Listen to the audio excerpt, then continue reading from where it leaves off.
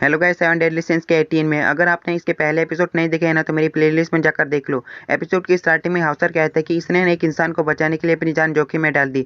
मैं इसे मरने कैसे देख सकता हूँ। गीला से ना जेर को कहती कि क्या तुम मजाक कर रहे हो। हेलब्राम ना गीला से कहता है कि तुम अपने पिता की लापता होने की सच्चाई को जानना चाहती हो ना।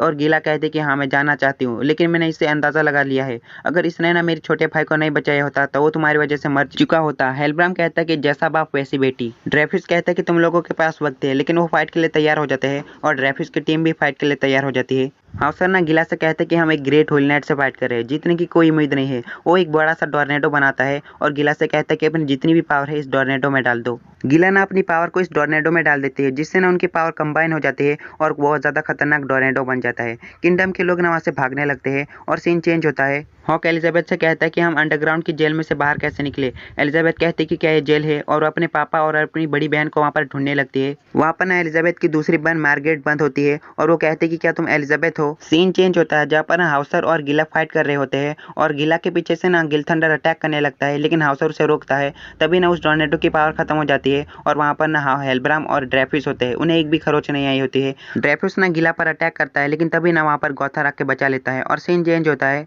एलिजाबेथ कहती कि बड़ी बहन आप ठीक हो ना, माफ करना कि मेरी वजह से मेरी बहन ना वेरोनिका मर गई। मार्गरेट कहती कि अपने आप को ऐसा मत बोलो, वेरोनिका ना तुम्हारी गहराई से चिंता करती थी। एलिजाबेथ कहती कि हमें यहाँ से निकलने के बारे में सोचना चाहिए। उसके पीछे से ना वही अजीब सी उलझन आ जाती है और कहती कि शायद दो लोग ना यहाँ से भागने की प्लानिंग बना रहे हैं। एलिजाबेथ कहती कि मेरी बड़ी बहन को छोड़ दो, लेकिन ना वो अजीब सी उलझन कहती कि वो अपने आप यहाँ पर बंद है। एलिजाबेथ उससे कहती कि क्या तुम्हें सचमुच लगता है कि मैं तुम्हारी बात पर विश्वास करूंगी। होली नाइट कहती कि चलो मैं यहाँ से तुम्हें ले जाती हूँ, लेकिन उस पर कोई अटैक कर देता है और वहां पर उसे गिरा देता है। यहाँ पर ना हॉक होता है और वो कहता है कि super spell move forget mail से ना मैं अपने आप मौजूद को छुपा कर ना अपने अपोनेंट पर हमला कर सकता हूँ। तुम्हें एलिजाबेथ को ले जाने से पहले द ग्रेट हॉक का सामना करना पड़ेगा। वो होली नाइट ना अपना मैजिक का यूज करती है और उसे टेलीपोर्ट कर देती है।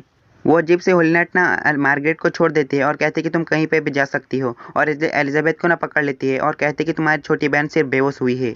सीन चेंज होता है। गीला के सामने ना स्टाइल मारते हुए गॉथर कहता है कि 7 डेडली सिंस का गॉड सेन गॉथर यहाँ पर आ चुका है। डियन की हेल्प करने के लिए शुक्रिया और मुझे यहाँ का पूरा मामला समझ में आ चुका है। और वो नीचे उतर जाता है, लेकिन ड्रेफिस ना उस पर अटैक करता है और उसके सीने में छेद कर देता है। गॉथर से ना ड्रेफिस कहता है कि दिमाग को कंट्रोल करने की पावर तुम्हारी 7 डेडली सिंस में से सबसे खतरनाक है, तुम्हें मानना बहुत ज्यादा जरूरी है। लेकिन ना गॉथर ने उसके दिमाग पे पहले ही कंट्रोल कर लिया था, इसलिए उसे एक जोरदार पंच मारता है और कहता है कि अपनी बकवास बंद करो। ड्रेफिस कहता है कि ये कैसे हो सकता है, लेकिन ना गॉथर कहता है कि अपने दिमाग पे इतना ज्यादा जोर मत डालो और उसे एक पंच मारता है। ड्रेफिस की यादें ना चेंज हो जाती है क्योंकि गॉथर ने उसके दिमाग पे कंट्रोल किया था। उसके सामने ना हेनरिक्सन होता है और वो पास्ट में होते हैं। हेनरिक्सन ने ड्रेफिस से कहता है कि होली वॉर होने की संभावना है। किंग की आंखें ना फ्यूचर को देख सकती है, लेकिन ना होली वॉर को टाला जा सकता है। फिर ना होली नाइट्स का क्या होगा।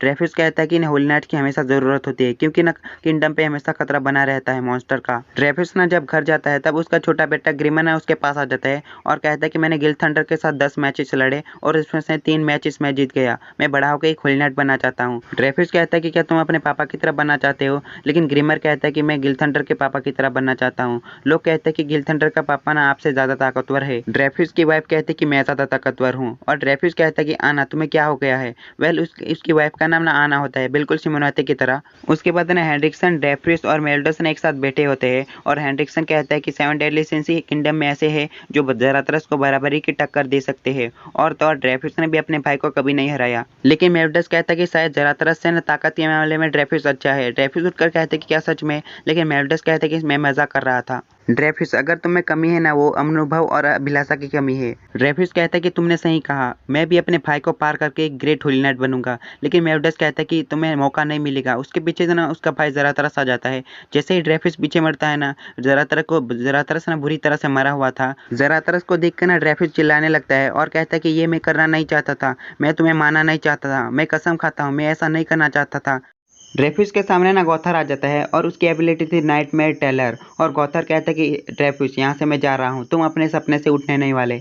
सीन प्रेजेंट में आता है। हाउसर कहता है कि जैसे ही गॉथर ने अपने हाथ ना ड्रेफिस के सर पे रखा तो वो दोनों ना बिल्कुल भी हिल नहीं रहे। गॉथर ना नीचे गिर जाता है और ड्रेफिस उसके ऊपर पैर रख लेता है और कहता है कि मैं वापस आने में सफल रहा, हम दोबारा से कभी नहीं मिलेंगे। लेकिन तभी ना ड्रेफिस घुटनों पे आ जाता है क्योंकि उसके दिमाग पर असर हुआ था। उसके बाद ना गिल थंडर आता है, उसके सहारा देता है और ड्रेफिस ना हेल्पराम से कहता है कि इसे मैं तुम पर छोड़ रहा हूँ। हाउसर कहता है कि मुझे इस बंदे पे विश्वास नहीं हो रहा, लेकिन इसने बहुत अच्छा काम किया है, इसने हमारे 2 अपोनेंट को कम कर दिया है। हेल्पराम ने उस पर अटैक करता है एक 2 कुएं से। उसका नाम था सेल इल्फोर्नो, जिसकी वजह से ना हाउसर के मुंह में से ना ब्लीडिंग होने लगती है।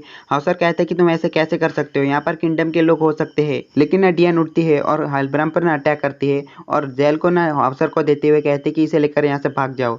लेकिन हाउसर कहता है कि तुम ऐसा कैसे कर सकती हो, तुमने अभी भी दूसरों के बारे में ही सोचा। तभी ना हेल्ब्राम उस पर आइस से अटैक करता है और डियन ना काफी ज्यादा घायल हो जाती है और उस पर दोबारा से आइस से अटैक करता है। लेकिन वहां पर किंग आ जाता है। किंग ना काफी ज्यादा गुस्से में होता है और कहता है कि डियन के साथ ये सब कुछ किसने किया, कि क्या ये तुम दोनों ने किया है, ऐसा मेरे साथ ही क्यों होता है, मैं जिन जिन लोगों की मैं केयर करता हूँ ना, मैं उन लोगों को क्यों नहीं बचा पाता। हेल्ब्राम कहता है कि क्योंकि तुम ना हमेशा लेट आते हो। 20 साल पहले जब ना फेरी किंग का फॉरेस्ट जला था तब भी, और 700 साल पहले ना जो हुआ था तब भी, अभी भी तुमने ऐसा ही किया। लेकिन ना किंग काफी ज्यादा गुस्सा होता है और हेल्ब्राम पर ना अपने चेस्टिपल से अटैक करता है और उसे दूर फेंक देता है।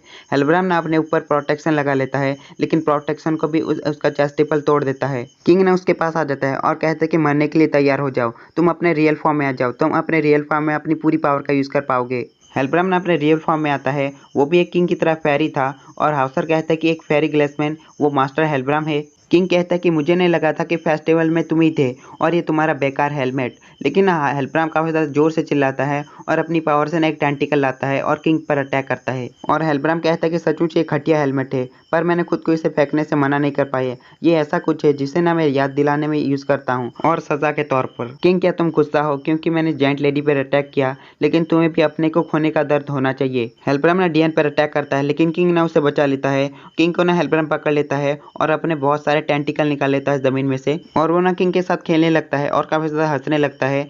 किंग ना अपने चेस्टेबल का यूज करता है, लेकिन ना हेल्ब्राम कहता है कि क्या तुम्हें सचमुच लगता है कि तुम मुझे चेस्टिपल से हरा पाओगे, तुम्हारा जैसा नाकामयाब फेरी चेस्टिपल को कभी भी मास्टर नहीं कर सकता। और वो डियन पर अटैक करने की कोशिश करता है, लेकिन हाउसर आकर ना उसके टेंटिकल को काट देता है, लेकिन उसका टेंटिकल रिजेनरेट हो जाते हैं। हेल्ब्राम ना किंग को पकड़ लेता है और कहता है कि तुम अपनी प्यारी जायंट लेडी को मरते हुए देखोगे, और डियन पर ना अपने टेंटिकल से अटैक कर देता है। डियन पर ना काफी ज्यादा अटैक करने के बाद हेल्ब्राम ना किंग से कहता है कि अपनी प्यारी जायंट लेडी का कीमा देखोगे। दूसरी तरफ ना मेरिडस को भी एहसास होने लगता है और मेरिडस कहता है कि गॉथर और डियन की पावर कम हो रही है और किंग की पावर अजीब की तरीके से बढ़ रही है। दूसरी तरफ ना जब धुआं उठता है, डियन को कुछ भी नहीं हुआ होता है और हेल्ब्राम कहता है कि मेरे अटैक ने बिल्कुल भी काम नहीं किया, और किंग से कहता है कि इसका मतलब तुमने अपनी पूरी सुरक्षा को भुला दिया ताकि तुम अपनी मैजिकल पावर को इस आधी मरी हुई जायंट लेडी को बचाने में यूज कर सको। किंग हेल्ब्राम से कहता है कि 700 सालों पहले ने मैंने तुमसे जो वादा किया था ना, मैं उस वादे को पूरा करूंगा। इसके साथ नया वाला एपिसोड खत्म होता है। नेक्स्ट एपिसोड में पता चलेगा कि किंग ने हेल्ब्राम के साथ ना कौन सा वादा किया था।